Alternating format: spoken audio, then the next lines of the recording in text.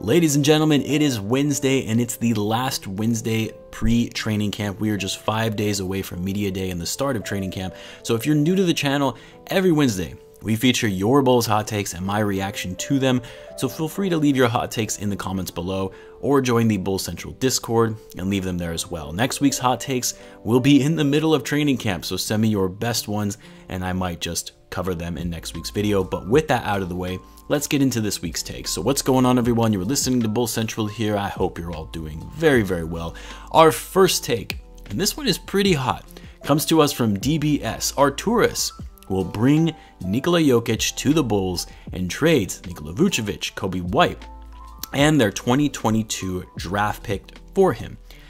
Well, I won't deny that I'm sure AK would love to have his superstar center that he drafted in the second round on his new team, but there is no chance in hell the Nuggets would ever let their reigning MVP go for just Vucevic, Coby White, and the Bulls 2022 pick, which, by the way, the only pick that the Bulls could trade is the first round pick that they just got in the Markkanen deal, which is lottery protected, which makes the trade package even less attractive. So no, I mean, as great as Vucevic is, and he's an all-star, you're talking about an MVP level player, a superstar, and who is also 4 years younger than Vucevic. Yeah, the Nuggets are gonna hang up the phone on that one from their former GM and say, better take your chances when he becomes a free agent in 2023, which that's a topic for a different day because I'm sure AK will try to pursue Jokic in 2023, but I'm sure that will also be the case for virtually every team in the league, including the Nuggets, who could offer him the most at the Supermax level.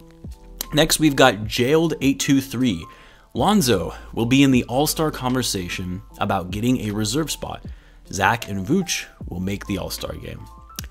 Well, I think Lavine will no doubt be selected as an All-Star. Again, unless he falls off in this upcoming season, which let's pray that hopefully is not the case. I actually mentioned this in my bold predictions, but I think the Bulls will get 2 All-Stars this year and that they'll actually be Lavine and DeRozan, not Vucevic. Primarily because I think Vuc's numbers will actually dip a bit this year with the added talent to the Bulls roster. As really Vuc, throughout his career has always been the #1 option for the better part of his tenure in the NBA because he's always been on a poor team. And we even saw his numbers go down slightly when he was traded to the Bulls and no longer the team's best player. Vooch will still have a great season and a borderline all-star year, but I think Lavine and DeRozan will be the standouts for the Bulls in this upcoming season. Now, tying that back to your Lonzo Ball comment and that he will be in the all-star conversation, I mean, as long as the Bulls are playing well, have a good record, and all signs are pointing to Lonzo being a big factor to that as their main facilitator and ball handler, then yeah, I think he could be in the conversation and get some votes as a reserve from the coaches. I don't think he'll be selected as an all-star, but being in the conversation sure isn't out of the question. Next up, we've got Alessandro Lamalfa. There, did I pronounce that correctly? I believe it was last week or the week before where Alessandro gave me a hard time for how I pronounced his name. Well, hopefully this one was a little bit better. Maybe I overdid it there. But the hot take, the Raptors' bad playoff performances in the mid-2010s are all on DeMar, but the truth is that Lowry was as bad as a playoff performer as DeRozan was, if not worse, but people don't mention that only because Lowry won a chip carried by Kawhi and Siakam. So this is an interesting one because I talked about this briefly when the Bulls first signed DeMar, and yes, there is a negative perception that DeRozan was the problem on the Raptors for why they didn't succeed because, of course, right after they traded him to the Spurs for Kawhi, the Raptors didn't just do well, they won a championship. But I do agree that's an unfair assessment of DeMar because, first of all, the Raptors got Kawhi in that trade.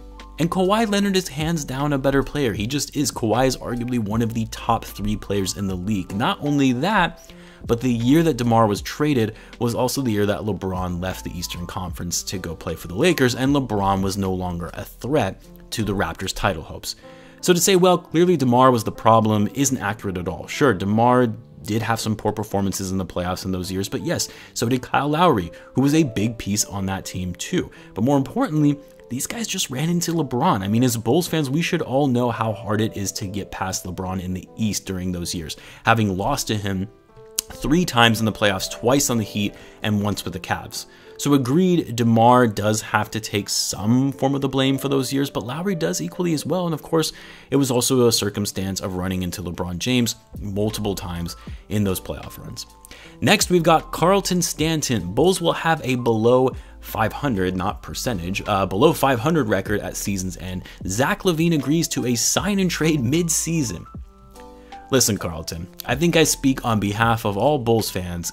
Get the F out of here. Come on now, what's up with the negative sentiment? Let's for once be happy with what this team has done and have faith that this is going to be one of the best seasons for the Bulls in years. No, the Bulls are not going to finish below 500, and LaVine is not going to be moved by mid-season. I expect a better hot take to come next week, my guy.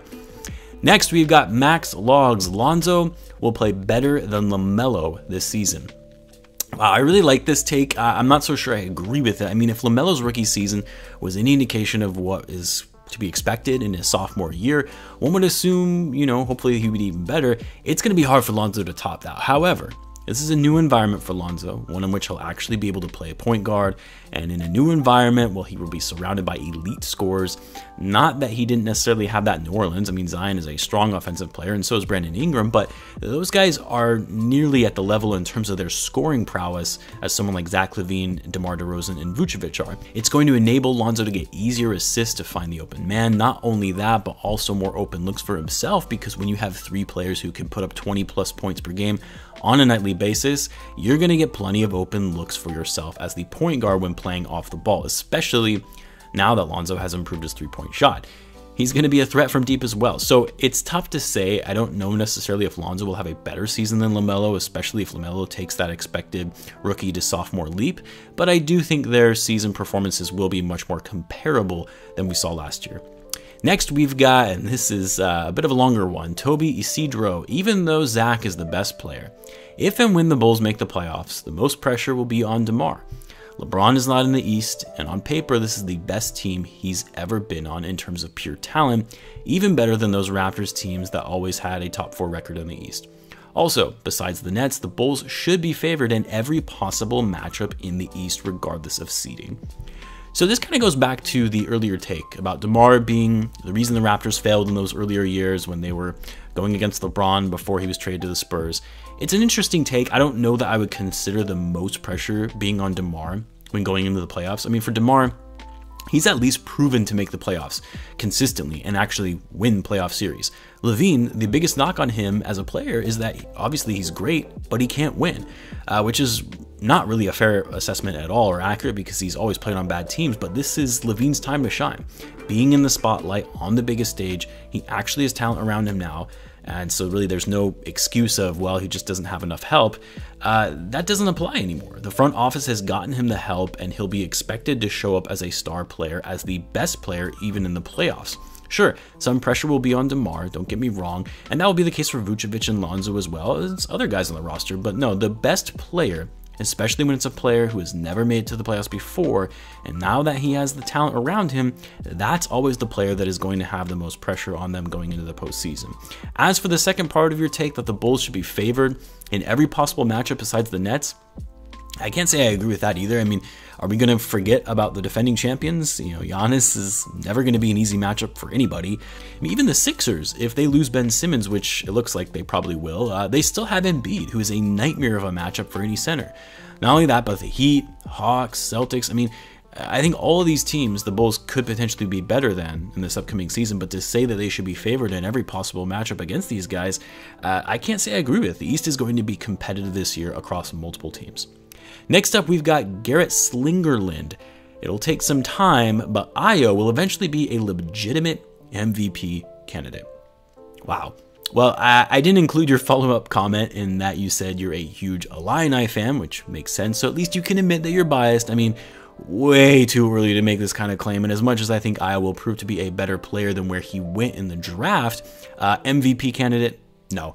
Keep in mind, Jokic, the first player ever who was drafted in the modern era in the second round to actually win an MVP. But he was drafted by Arturis, so I don't know. Maybe you have a point there. Next, we've got TJ Views. Mark Eversley and Arturis Karnisovas take the ownership position from Jerry Reinsdorf, and the new co-owners can help to make the Chicago Bulls more attractive as a free agency destination, and the fans would not have to worry about the old owners' cheapness. Well, that would be incredible if this did in fact happen. But, first of all, they can't just take the ownership from Reinsdorf. It's not just that type of job an owner can be fired from. They have to agree to sell the team, which I don't think Jerry has any intention of doing, and his son will be inheriting the team anyway once he passes. Second, there are only a few people in the world who would actually have the money to be able to afford an NBA franchise, let alone the Chicago Bulls, one of the biggest franchises in the league by revenue. So I'm sure both AK and Mark do very well for themselves financially, but I don't think they have the kind of net worth and money to be able to co-own the Bulls. You're talking about a multi-billion-dollar purchase. But yeah, I mean, if the Reindorf sold the franchise to this front office and they could in fact afford it, that would be incredible. I think even though, you know, the old front office regime of Gar Pax are gone, there obviously still is hesitation from fans that these are still the same owners as before, who have historically been known to be cheap in their handlings of the organization. That being said, though, obviously they were much more willing to spend than they ever have this past offseason, so hopefully that trend continues. Next, we've got Kyle Williams. Alex Caruso will surprise Bulls fans with a bit more bench scoring and playmaking than expected due to his desire to be whatever the team needs. Yeah, I could totally see this. I mean, especially while Coby is out to start the season, Caruso is going to be seeing considerable minutes off the bench. And Caruso, who is more known to be a hustle defensive player, who is also a solid three-point shooter, he's also just one of those guys who will do what's needed to get the job done. And a player like that, who will do whatever is needed for the team and for the coach, you're right. I mean, they are going to need some more scoring from him since the bench doesn't have a ton of scoring, nor playmaking for that matter. They're going to need Caruso to step up in that way and potentially even lead the second unit as the primary ball handler, at least while Coby is out. Let's do one more, and this one is from the Discord, which, by the way, if you haven't already, feel free to join the Bulls Central Discord. It's linked in the description. It's a great place to talk Bulls basketball with other fans. But anyway, the take is P. Will have a breakout season. Now, I've said this before, but I actually think as much as we would like to see a breakout season from Patrick Williams, because really his success in breaking out will be critical to the Bulls actually becoming title contenders in the future. But next season, I don't know that I can say he'll be breaking out, and really it's because he's going to be overshadowed by the other four guys in the starting lineup who are going to be doing the bulk of scoring and playmaking. I mean, Patrick will be the main defensive player, which is great. We need that from him, given our starters outside of Lonzo aren't the best defenders, but unfortunately defense isn't as recognized on the court as much as it should be. So I think for Patrick, he's actually not going to really be getting that many touches on offense, which will prevent him from having a breakout year. Anyway, guys, I'll end it for this week. Don't forget to leave your hot takes in the comments below to be included in next week's video. As always, be sure to subscribe if you're a Bulls fan, as I do post daily Bulls content. Thanks again for tuning in, guys, and I will catch you in the next one.